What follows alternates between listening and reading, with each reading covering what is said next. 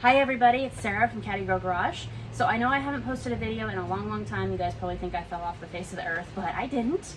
Everything's just been a little crazy around here. We haven't done any work on any cars lately, but I have had the transmission back for quite a while now, so we need to get it put back in our 1960 Cadillac Limousine, make sure everything's kosher with it. But like I said, this is a great daily driver car. It's just that a few months back, the transmission started to slip a little bit. So like I said, I had it sent out to my guy. He rebuilt it. He had some issues getting some of the parts, so that took a little bit of time. But we have it back, and we're going to get it put back in the car today. So thank you for watching. If you don't know how to do some of this, hopefully we can teach you something today. And don't forget to hit the like and subscribe button if you like classic Cadillacs. Thanks for watching, everybody. Let's jump in and get started.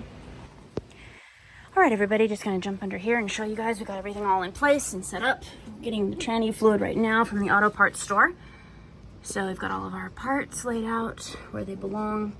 But there's the transmission, all nicely rebuilt, ready to go. Our jack stands in place, holding that block of wood, which is supporting the back of the motor. Always have to support that because obviously when the transmission is out, it's kind of just hanging free back there.